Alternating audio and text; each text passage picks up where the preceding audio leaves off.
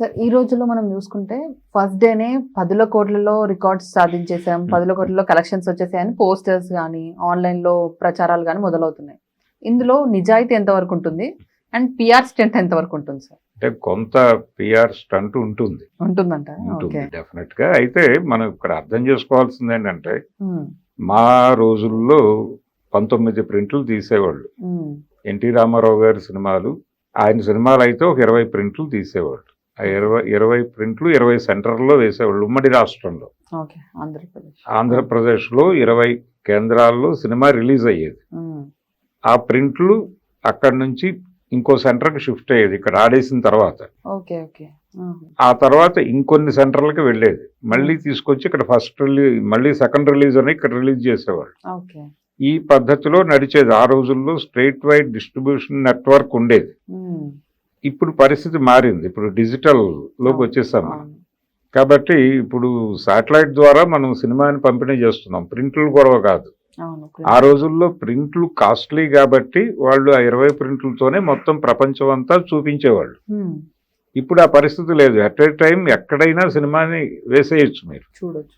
కాబట్టి ఈ వెసులుబాటు ఆధారంగా మనకి మల్టీప్లెక్స్లు వచ్చినాయి. ఒకప్పుడు ఎలా ఉండేది, కుకట్పల్లి ఏరియాలో ఒక థియేటరు, ఆ తర్వాత ఎస్ఆర్ నగర్ ఏరియాలో ఆ ఏరియాని కవర్ చేస్తూ ఒక థియేటరు, అలా ఉండేది.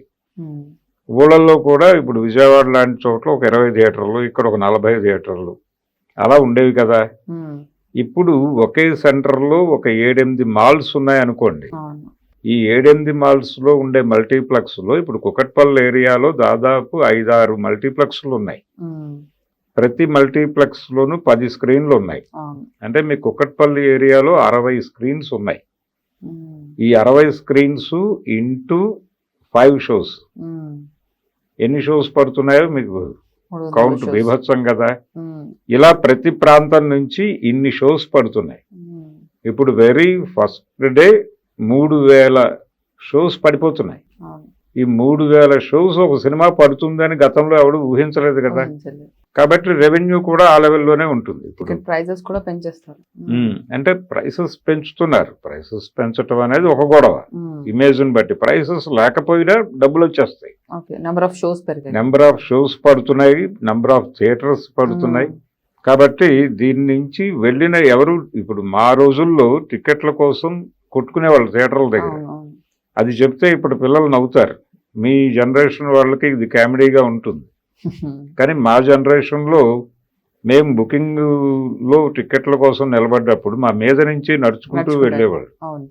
చాలా గొడవ జరిగేది, చేతులు విరిగిపోయేవి. ఆ దీనిలో నుంచి టికెట్ కోసం చేయబెడితే 20 చేతులు ఒకేసారి ఆ దీనిలో నుంచి వెళ్ళేవి లోపలికి. ఇంత గందరగోళం లేదు ఇప్పుడు. ఇంట్లో కూర్చుంటున్నారు, ఏదో ఒక స్క్రీన్కి బుక్ చేసేసుకుంటున్నారు, హ్యాపీగా వెళ్ళిపోతున్నారు, సినిమా చూస్తున్నారు, వస్తున్నారు. అంటే అవైలబిలిటీ పెరిగింది. ఈ అవైలబిలిటీ పెరగటం అనే దానిలో రెవెన్యూ కూడా పెరుగుతుంది ఆటోమేటిక్గా. అందుకని గతంలో కలెక్షన్స్కి ఇప్పటి కలెక్షన్స్కి చాలా తేడా ఉంది. రేట్ల విషయంలోనూ తేడా వచ్చింది. ఇప్పుడు బీభత్సం. ఇప్పుడు ఒకప్పుడు దానవేరు సూరకర్ణ అనే సినిమా 2 కోట్లు కలెక్ట్ చేసిందంటే అది చాలా గొప్ప విషయం. లవకుశ సినిమా 1 కోటి రూపాయలు కలెక్ట్ చేసిందంటే అది ఒక వండర్ లాగా చెప్పుకునేవాళ్ళు. ఇప్పుడు ఆ పరిస్థితి కాదు. ఇప్పుడు 100 అనేది చాలా అసలు ఏమీ కాదు. ఇప్పుడు కనీసం హిట్ సినిమా అంటే అది 300 కోట్లు నెంబర్ వేయగలిగితే అప్పుడు అది హిట్ సినిమా కింద చెప్పుకునే పరిస్థితికి వచ్చాం మనం.